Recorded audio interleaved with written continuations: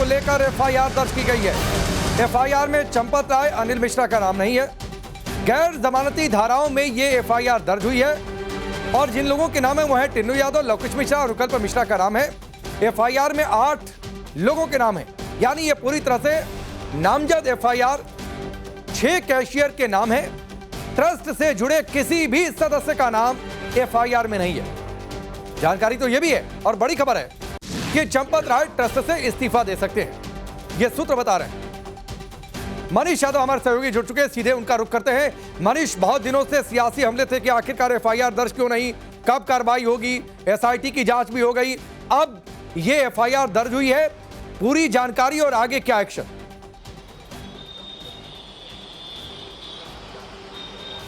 देखिए राकेश, मुख्यमंत्री बेहद गंभीर थे। एसआईटी रिपोर्ट जैसे ही उनके पास आई, उन्होंने अध्ययन करवाया। अध्ययन करवाने के बाद एफआईआर दर्ज करने के आदेश दिए।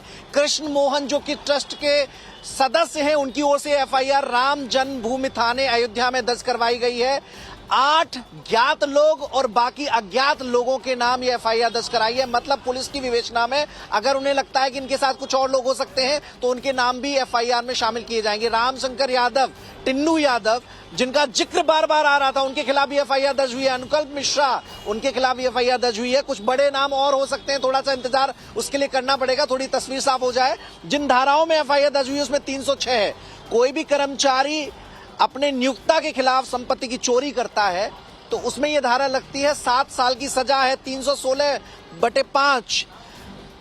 आमतौर पर जब किसी के विश्वास को तोड़ा जाता है उस वक्त और अपनी जिम्मेदारियों का दुरुपयोग किया जाता है तो उस वक्त ये धारा लगती है 317/4 में चोरी की संपत्ति का आदतन लेन देन। मतलब आदतन लेन देन मतलब लंबे अरसे से कर रहे थे, ये कोई पहली मर्तबा नहीं हुआ है। मतलब एसआईटी की जांच में ये माना गया था कि ये आदतन एक आदत लगी हुई है और लंबे अरसे से कर रहे हैं। एक पूरा रैकेट बना हुआ है जो लगातार हर रोज चढ़ावे में से चोरी कर रहा है, तो उसके लिए 317/4 धारा लगी है।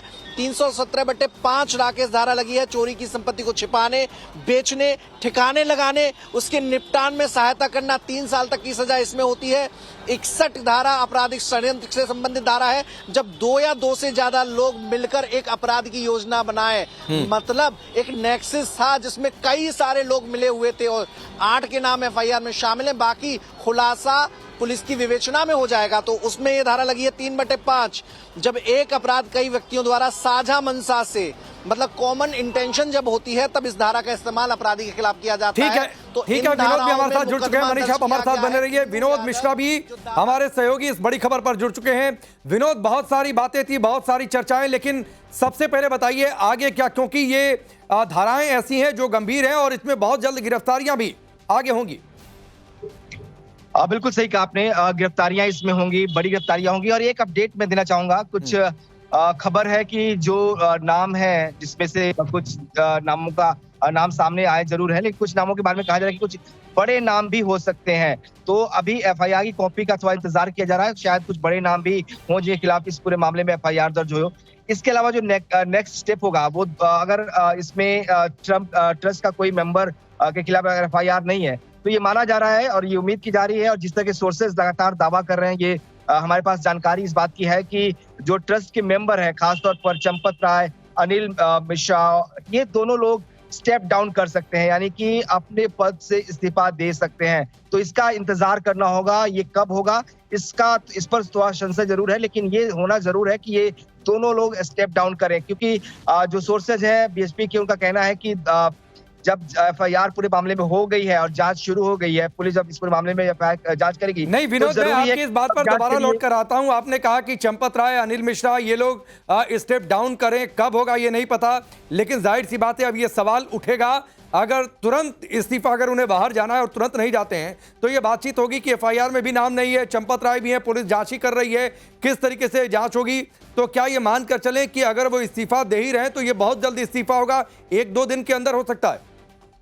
बिल्कुल सही कहा आपने, अगले 1-2 दिन के अंदर ये बड़ा कदम उठाया जा सकता है, इस्तीफा हो सकता है। इसके पीछे वजह भी है, क्योंकि अगर एफआईआर दर्ज हो गई है तो पुलिस जांच करेगी। चूंकि आपके सहयोगी के खिलाफ, आपके ड्राइवर के खिलाफ एफआईआर में नाम है उसका और उससे आपको लिंक किया जा रहा है, आपको लेकर सवाल उठ रहे हैं, तो निष्पक्ष जांच हो, पुलिस निष्पक्षता से जांच कर पाए, आपसे सवाल पूछ पाए। इसके लिए जरूरी है कि आप जिस पद पर है उस पद से इस्तीफा दे। ट्रस्ट के मेंबर के तौर पर अनिल मिश्रा है, उनको इस्तीफा देना चाहिए, चंपत राय को देना चाहिए। और जो सोर्सेज, हाईली प्लेस सोर्सेज हैं बीएसपी के, वो ये कह रहे हैं कि ये बाकायदा उनको कम्युनिकेट किया जा चुका है कि आप लोग को स्टेप डाउन करना चाहिए। तो अब ये स्टेप डाउन कब करेंगे? चूंकि पहले जब हमारी बात हुई थी तब तक एफआईआर दर्ज नहीं हुआ था, लेकिन अब चूंकि एफआईआर दर्ज की खबर आ चुकी है, तो ये उम्मीद की जा सकती है कि अगले कुछ घंटों में या कल तक जो है ये दोनों लोग भी अपने पद से इस्तीफा दे दे। भले इनके नाम एफआईआर में न हो या इनके खिलाफ एफआईआर दर्ज नहीं हुई हो, लेकिन अगर इनके लोगों की संलिप्तता है, इनसे जुड़े हुए लोगों के खिलाफ एफआईआर है, इनकी भूमिका को लेकर लगातार सवाल उठ रहे हैं, पब्लिक में इस बात को लेकर बड़ा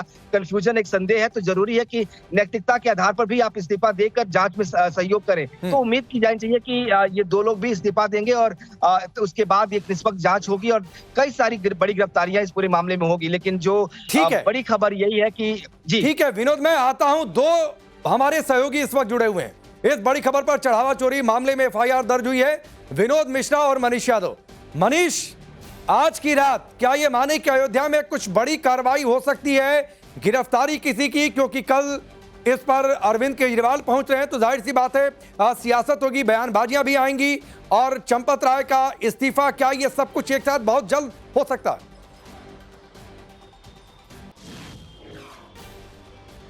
देखिए, मुमकिन है क्योंकि योगी सरकार बेहद सख्त है, मुख्यमंत्री लगातार इसमें रुचि दिखा रहे हैं और इसीलिए निर्देश दिए गए हैं कि सख्त एक्शन लिया जाए। जिनके नाम एफआईआर में शामिल हैं उनको अरेस्ट किया जा सकता है।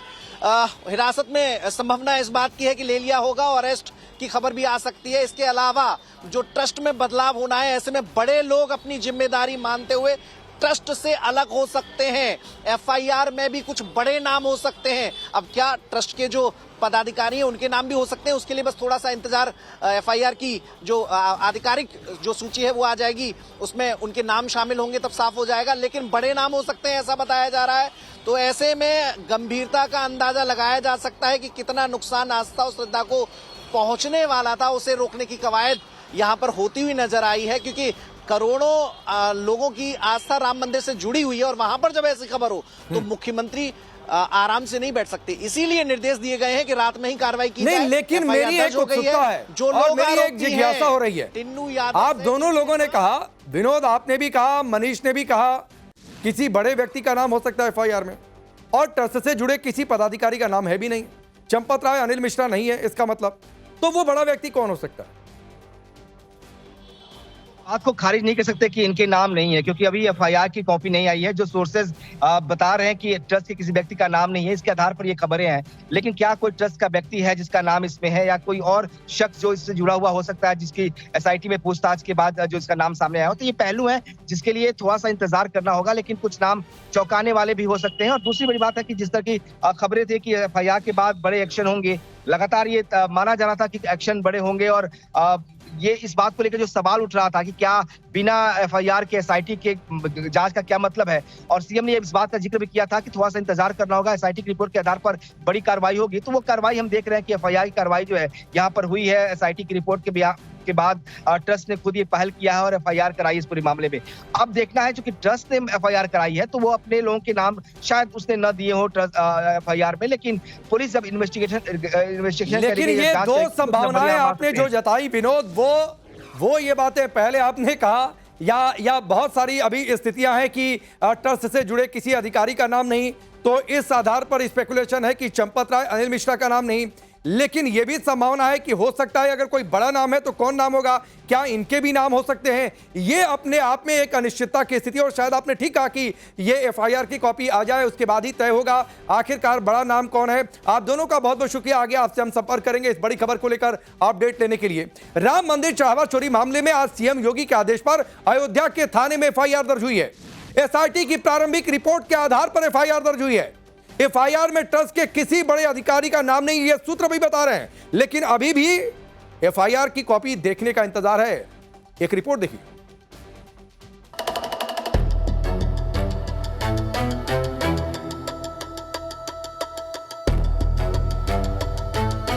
सिस्टम्स इन प्लेस हो जाएं, दोषियों को दंड मिल जाए तो यह प्रायश्चित पूरा हो। जो भी दोषी होगा इसमें बचेगा नहीं। परम रामलला की नज़रों से कोई नहीं बचेगा। देश भर से लोगों ने यहाँ वो ले आके समर्पित किया है और सब सुरक्षित रखा है। मैंने कार से पूरम गया, वहाँ देखा कि काकभूषुंडी जी का नित्य अर्चन वंदन हो रहा है।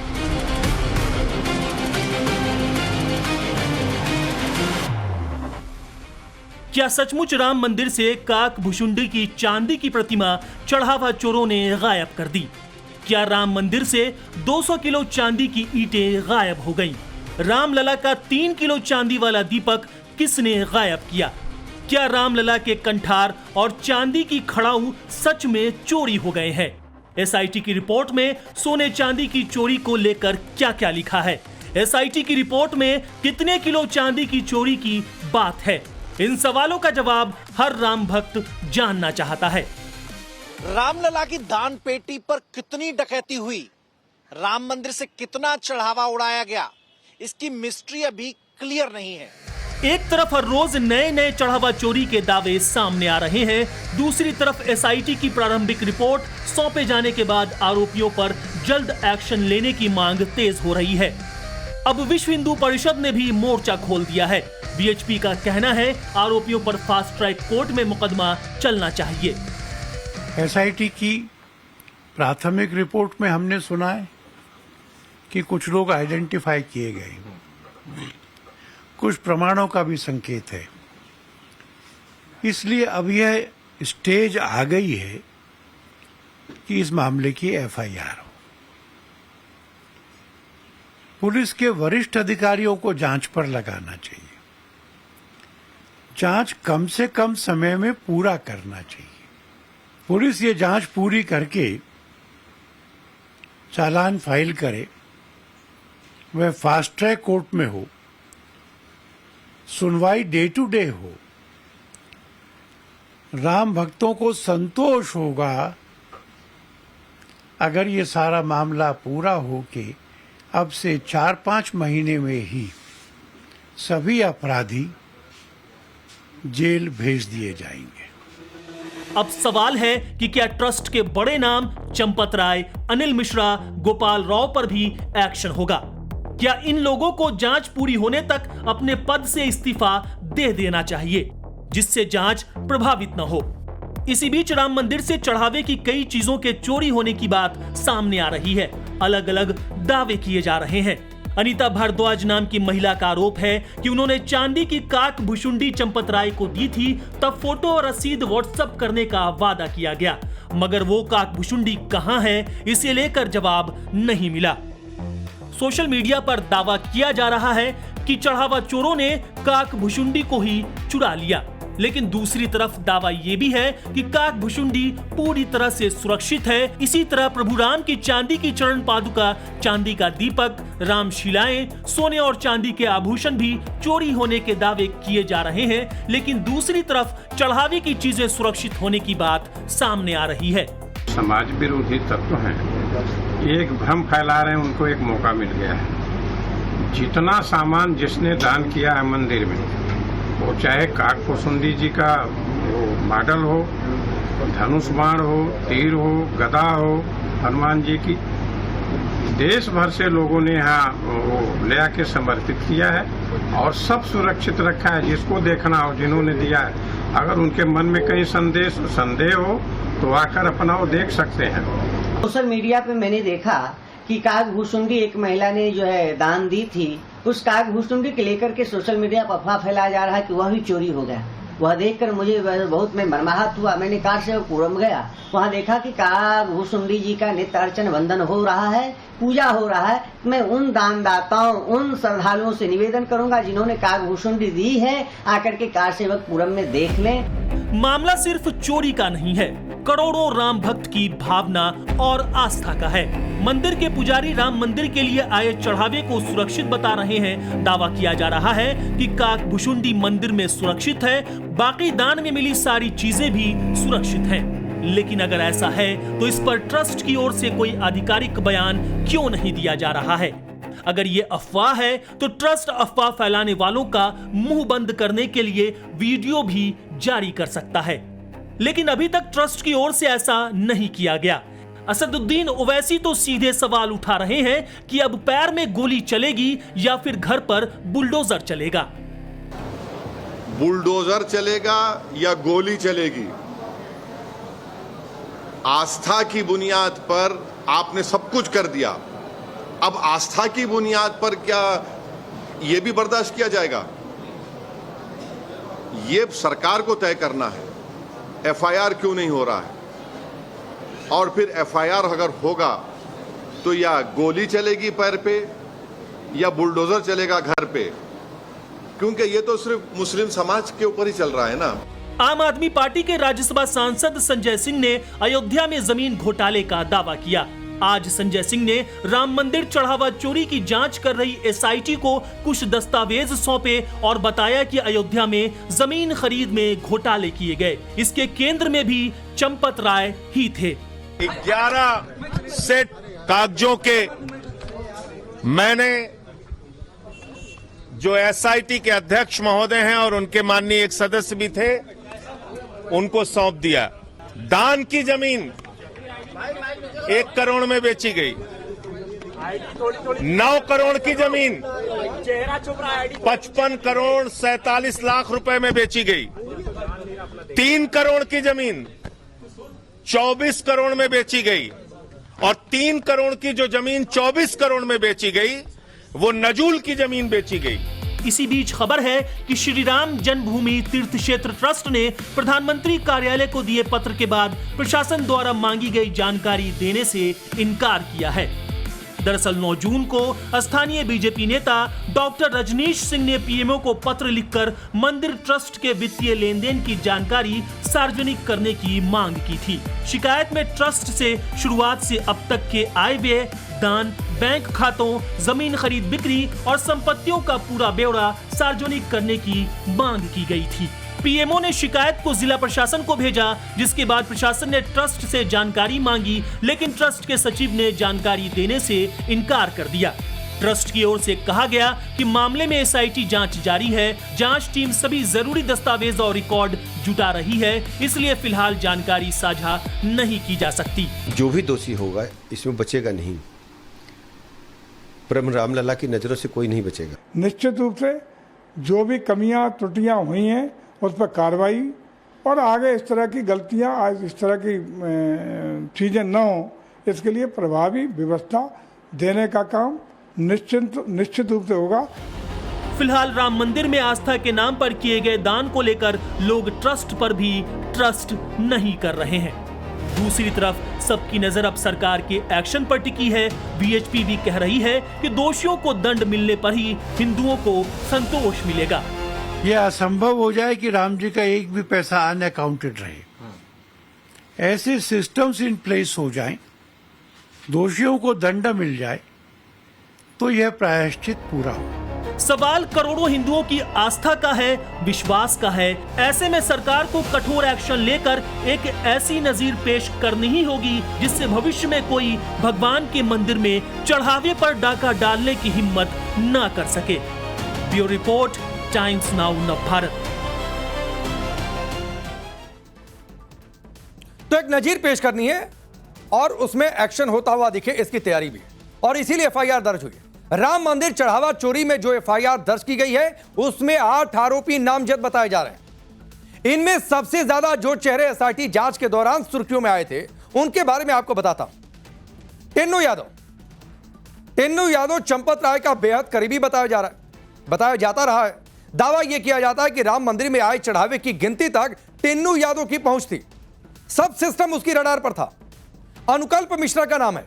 अनुकल्प मिश्रा के बारे में बताया जाता है कि वो अनिल मिश्रा का करीबी है और उन्हीं की सिफारिश पर राम मंदिर में नौकरी लगी थी। लवकुश मिश्रा का नाम है, जो आपने लगातार कवरेज के दौरान देखा। लवकुश मिश्रा राम मंदिर में नौकरी करने वाले लवकुश मिश्रा के घर से करीब 10 लाख रुपए टीम ने बरामद किए। और बड़ी बात तो यह सामने आई कि यह रकम घर में बड़े बक्से और गोबर के ढेर में छिपाकर रखी गई थी। एसआईटी जांच के बाद जो एफआईआर राम मंदिर ट्रस्ट की तरफ से दर्ज कराई गई है उसमें ट्रस्ट के पदाधिकारियों का नाम नहीं है, यह भी जानकारी आ रही है। लेकिन सूत्र यह भी दावा कर रहे हैं कि ट्रस्ट के अहम सदस्यों को इस्तीफा देने के लिए कह दिया गया। हम आपको बताते हैं कि किस किस का इस्तीफा राम मंदिर ट्रस्ट से हो सकता है, यानी किनको दूर किया जा सकता है। चंपत राय, जिनका नाम बहुत ज्यादा सुर्खियों में रहा है, जिनका बड़ा कदर ट्रस्ट में, ये राम मंदिर ट्रस्ट के महासचिव हैं। विपक्षी दल हमला भी बोल रहे हैं कि कब चंपत राय पर एक्शन होगा। अनिल मिश्रा का नाम है, जिनको लेकर जानकारी है कि वो इस्तीफा दे सकते हैं। ये ट्रस्ट के बड़े और अहम सदस्य हैं। तो ये दो नाम हो सकता है कि आने वाले समय में या कुछ घंटों में या कल तक जो है वो एफआईआर में उनका नाम तो नहीं, लेकिन कम से कम उनका इस्तीफा हो सकता है। ये जानकारी सामने आ रही है। चलिए आगे बढ़ते हैं। एक और बड़ी खबर, और बड़ी खबर है सियासत को लेकर। एक तरफ माफी पर माफी, दूसरी तरफ नए भारत की बुलंद तस्वीर बनाते प्रधानमंत्री मोदी। राहुल गांधी ने मध्य प्रदेश के तत्कालीन मुख्यमंत्री शिवराज सिंह चौहान के बेटे कार्तिकेय चौहान पर करप्शन के गंभीर आरोप लगाए थे। मामला कोर्ट तक पहुंच गया और आखिरकार राहुल गांधी ने खेद जता ही दिया। वैसे इसमें कुछ नया भी नहीं, नया है ग्लोबल मंच पर लगातार मजबूत होता प्रधानमंत्री मोदी का कद और भारत की भूमिका। चीन भारत के साथ संबंधों को सामान्य करने को लेकर बेचैन है। सितंबर में ब्रिक्स सम्मेलन में शामिल होने के लिए शी जिनपिंग दिल्ली आ सकते हैं। ब्रिक्स सम्मेलन के अलावा भी दोनों देशों के बीच कई मुद्दों पर बातचीत हो सकती है, लेकिन यह बात तो दुनिया जान चुकी है कि डील तो मोदी अपनी शर्तों पर ही करें।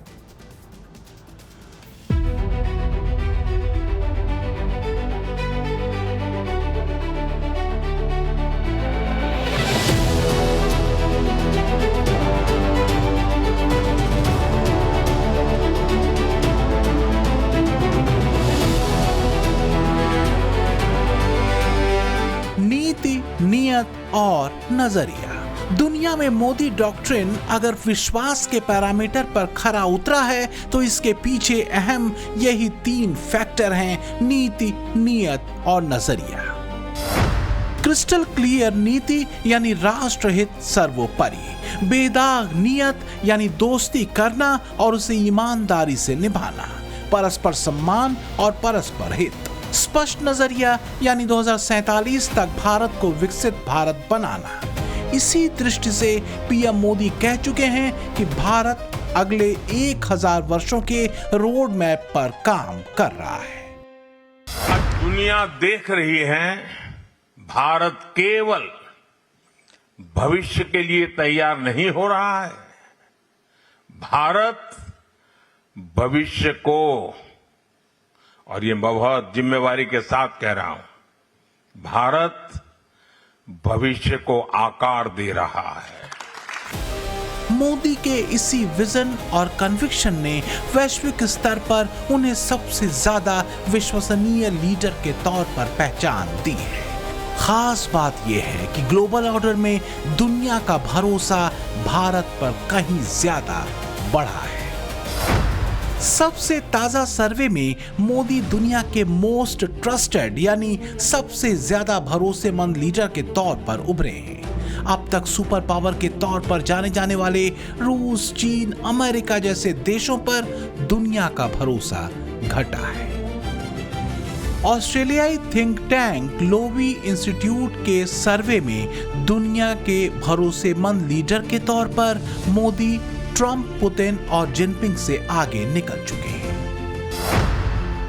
सर्वे का पहला सवाल था कि दुनिया में पूरी जिम्मेदारी के साथ एक्ट करने वाला भरोसेमंद देश कौन है।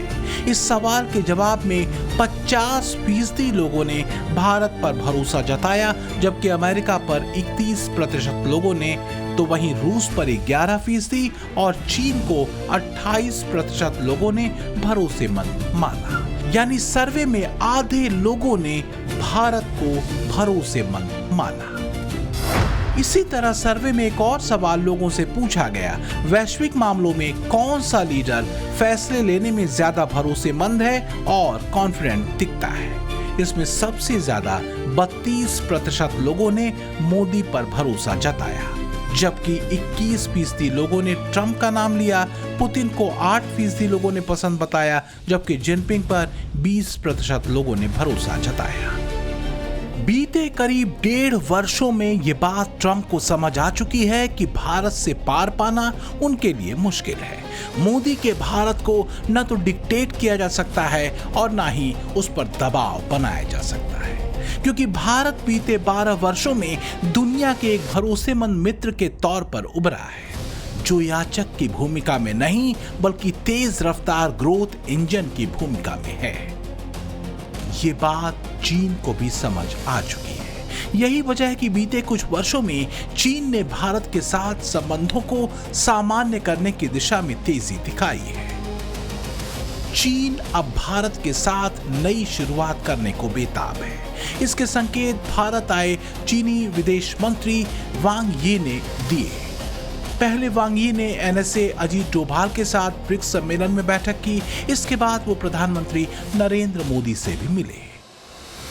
अगर देखें तो बीते कुछ वर्षों में भारत चीन के रिश्तों में जमी बर्फ पिघली है, लेकिन अभी भी मुद्दा विश्वास का है।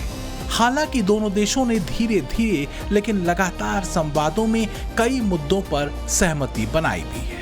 सवाल यह है कि अगर सितंबर महीने में ब्रिक्स सम्मेलन में शी जिनपिंग भारत आते हैं तो क्या ब्रिक्स बैठक की साइडलाइन में भारत चीन के विवादित मुद्दों को सुलझाने की दिशा में आगे बढ़ा जा सकता है?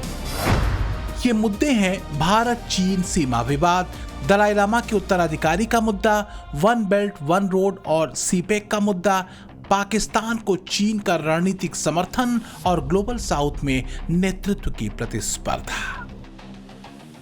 ग्लोबल लेवल पर बीते 12 वर्षों में बड़े बदलाव हुए हैं। भारत विश्व की सबसे तेज रफ्तार अर्थव्यवस्था बनकर उभरा है। IMF वर्ल्ड इकोनॉमिक आउटलुक के अनुसार साल 2026 में वैश्विक वास्तविक जीडीपी वृद्धि में 40% से ज्यादा योगदान अकेले चीन और भारत का रहने का अनुमान है। इसमें चीन के बाद भारत दूसरे नंबर पर है। अगर सितंबर में ब्रिक्स समिट के लिए चीन के राष्ट्रपति शी जिनपिंग भारत आते हैं तो ये मुलाकात ठीक 1 साल बाद होगी, क्योंकि पिछले साल सितंबर महीने में जिनपिंग मोदी की मुलाकात हुई थी SCO समिट में। मोदी पुतिन जिनपिंग की ये तस्वीरें ट्रंप की छाती पर कटार की तरह गिरी थी। तब ट्रंप ने ट्रुथ पर लिखा था कि हमने भारत और रूस को चीन के हाथों खो दिया। एक दोस्ती को देखकर ट्रंप बेचैन थे, बेचैन हैं और आगे भी उनकी बेचैनी बढ़ने वाली है, क्योंकि रूसी राष्ट्रपति और मोदी के दोस्त पुतिन SU-57 को लेकर एक ऑफर भारत को पहले ही दे चुके हैं। फिलहाल तो अमेरिकी एक्सपर्ट मानते हैं कि अमेरिका के लिए सबसे बड़ी चुनौती हो सकती है इस तिकड़ी की ऐसी सिम्फनी, यानी भारत रूस चीन का एक साथ आना।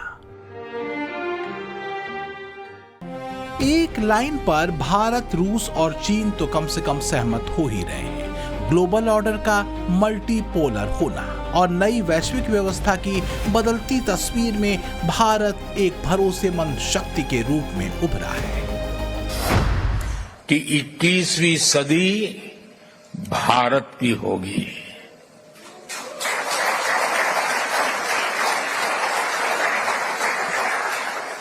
तब मैं कह रहा था, आज दुनिया कह रही है। 21वीं सदी पर भारत के हस्ताक्षर हो चुके हैं। सबसे तेज रफ्तार से दौड़ती अर्थव्यवस्था के साथ और दुनिया में मित्रता भाव के साथ भारत ने मोदी एरा में अपनी मजबूत छवि गढ़ी है। नए भारत पर कोई दबाव नहीं बना सकता। ताजा मामला है अमेरिका को दिए एक मजबूत संदेश का। रिपोर्ट्स के मुताबिक अमेरिकी कंपनी ने एडवांस्ड मीडियम कॉम्बैट एयरक्राफ्ट के इंजन के लिए 3 गुना ज्यादा दाम मांग लिए, जिसके बाद भारत ने बातचीत रोक दी। बहरहाल अभी जो चर्चा में सबसे ज्यादा है वो है ब्रिक्स सम्मेलन में जिनपिंग के आने की संभावना।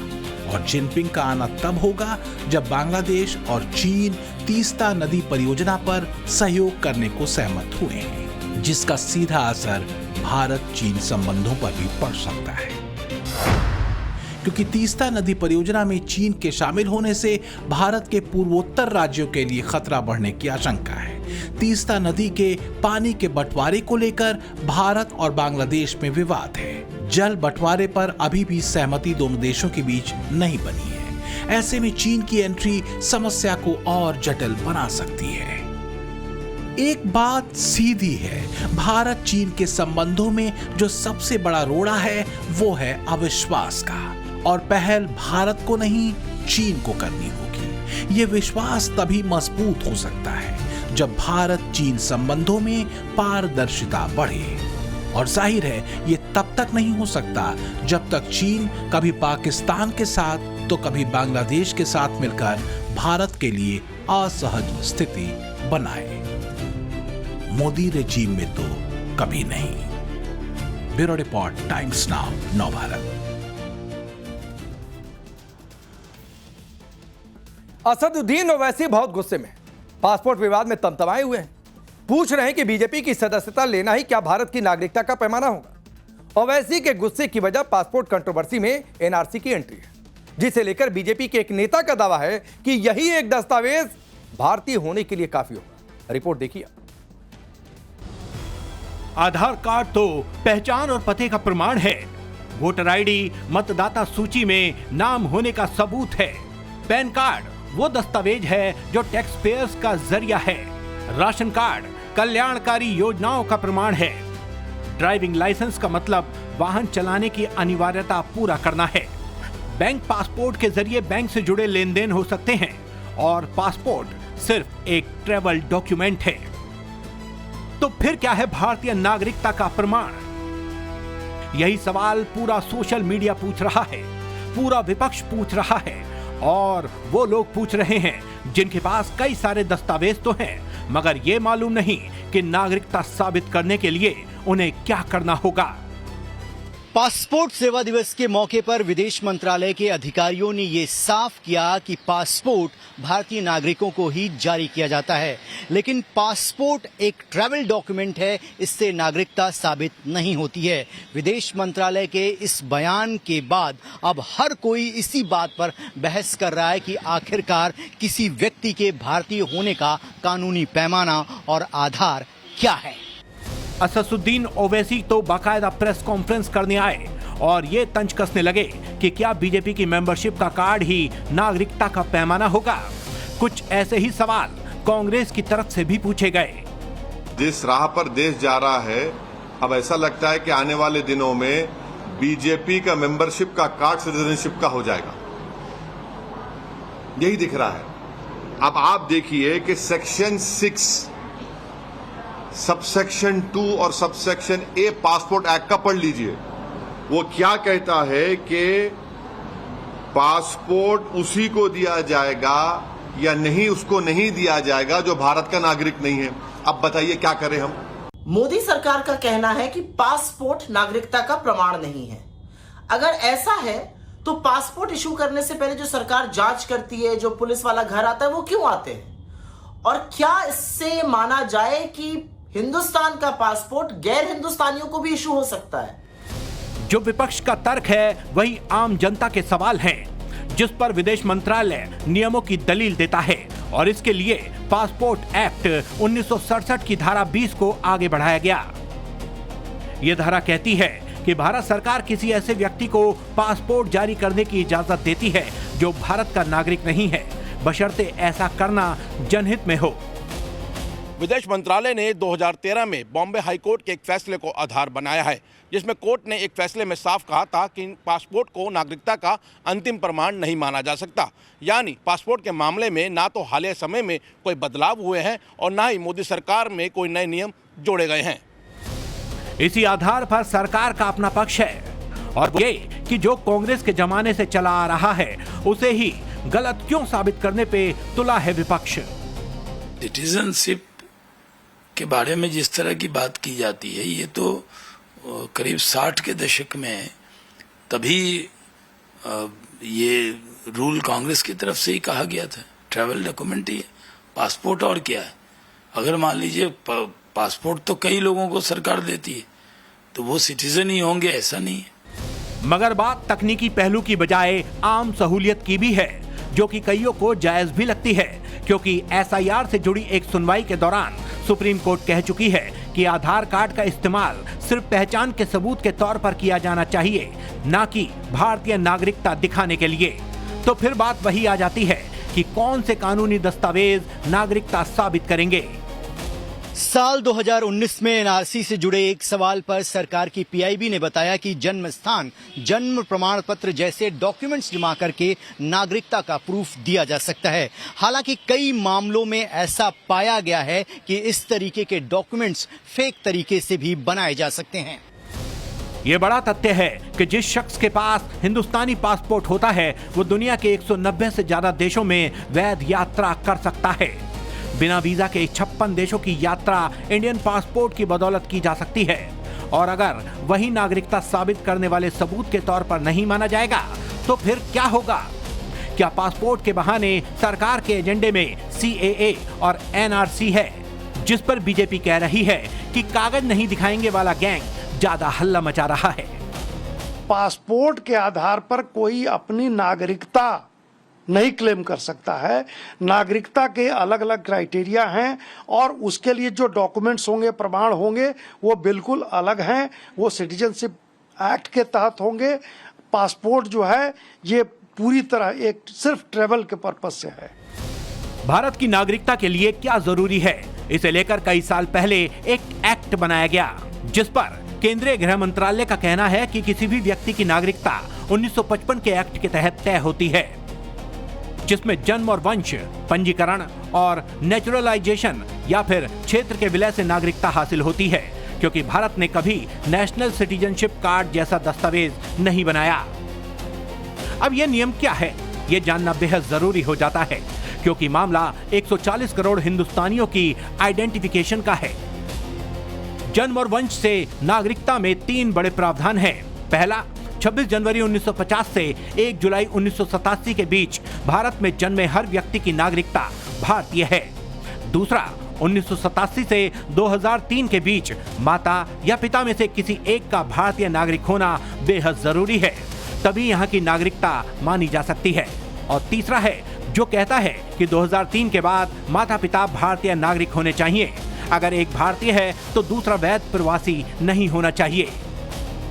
इसी तरह रजिस्ट्रेशन और नेचुरलाइजेशन से नागरिकता पाने का जरिया भी मौजूद है, जिसके मुताबिक भारतीय मूल के लोगों के लिए या कुछ खास स्थितियों में आवेदन करके रजिस्ट्रेशन के जरिए नागरिकता मिल सकती है।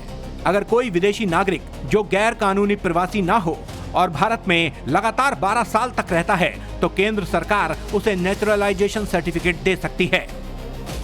इसके अलावा एक और तरीका है भारतीय नागरिकता को पाने का, जो किसी क्षेत्र के विलय की सूरत में होता है। इसके मुताबिक अगर कोई नया इलाका या क्षेत्र भारत में शामिल होता है तो वहां के लोगों को भी सरकार आदेश के जरिए नागरिकता दे सकती है। उदाहरण के तौर पर POJK को रख लेते हैं। पाकिस्तान के कब्जे वाले कश्मीर को अगर अखंड भारत की अवधारणा के तहत मिला लिया जाता है तो फिर वहां रहने वाले लोग भी हिंदुस्तानी नागरिक हो जाएंगे। हालांकि विपक्ष इससे सहमत नहीं है। हमें अपने पासपोर्ट पर गर्व होता है और विश्वास के साथ दुनिया के किसी एयरपोर्ट पर जब बिंगे IP सिंह या हम उतरते हैं तो हम भारतीय पासपोर्ट को दिखाते हैं कि ये हमारी पहचान है, ये हमारा देश है। तो उसके प्रति भारत सरकार को सम्मान रखना चाहिए और इस तरह के अनर्गल बयान नहीं देने चाहिए। अगर इस पे कोई सुधार करने जा रही है मोदी सरकार तो उससे यही निवेदन है कि उसके सम्मान को सुरक्षित रखे। That is for the government to determine. There are other citizenship proofs.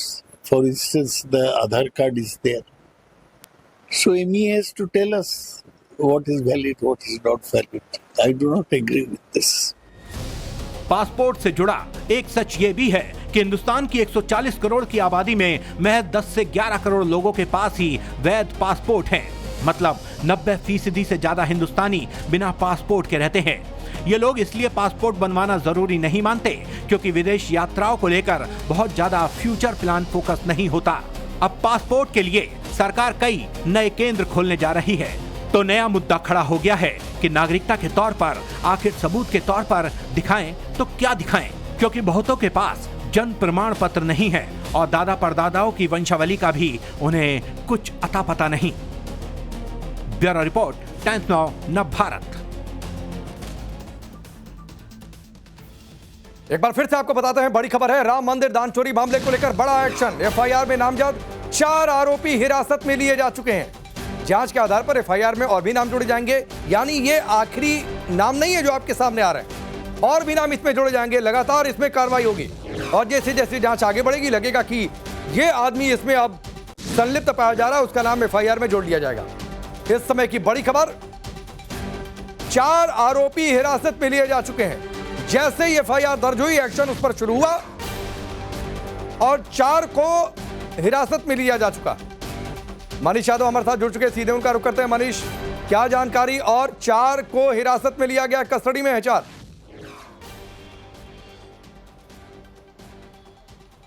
देखिए, बिल्कुल फौरन एक्शन में आ गई है अयोध्या पुलिस।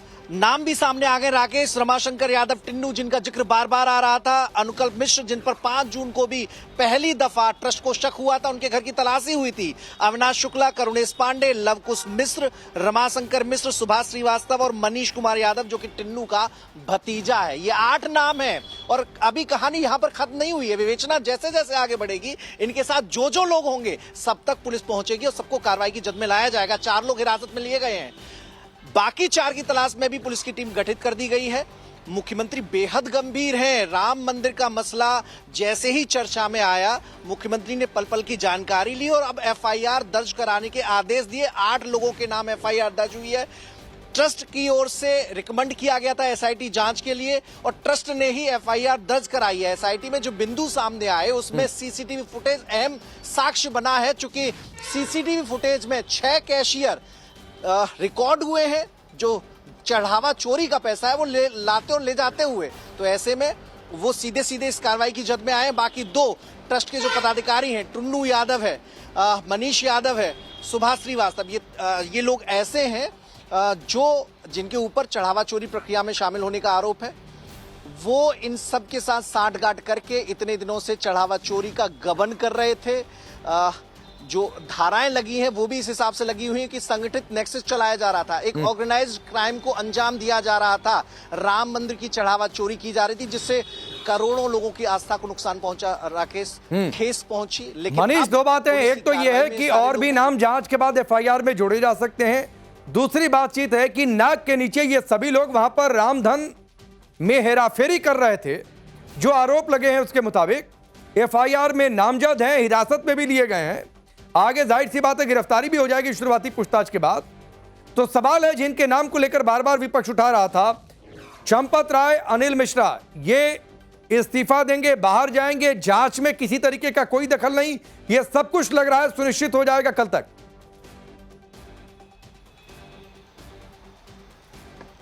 देखिए, बिल्कुल पूरी तस्वीर साफ हो जाएगी और इतना तय हो गया कि एसआईटी की जांच में जिन लोगों के नाम लिए जा रहे थे जो ट्रस्ट से सीधे तौर पर जुड़े हुए थे, जिसमें ट्रस्ट के सचिव चंपत राय थे, अनिल मिश्रा ट्रस्ट के सेक्रेटरी थे, गोपाल राव थे, लेकिन जो जांच हुई, जांच की जो दिशा केवल कर्मचारियों तक आकर ठहरी। कर्मचारी सीसीटीवी कैमरे में कैद हुए, जांच आगे बढ़ी तो टिन्नू यादव का नाम आया, सुभाष श्रीवास्तव का नाम आया, मनीष यादव का नाम आया। तो कुल मिलाकर एसआईटी ने जो साक्ष्य के आधार पर रिकमेंड किया उसमें। ठीक है मनीष, अभी आपको रोकता हूं। बहुत बहुत धन्यवाद हमसे जुड़ने के लिए, इस पूरी जानकारी के लिए। नजर बनाकर रखिए क्योंकि परिस्थितियां तेजी से बदल रही हैं, आगे आपसे अपडेट लेंगे।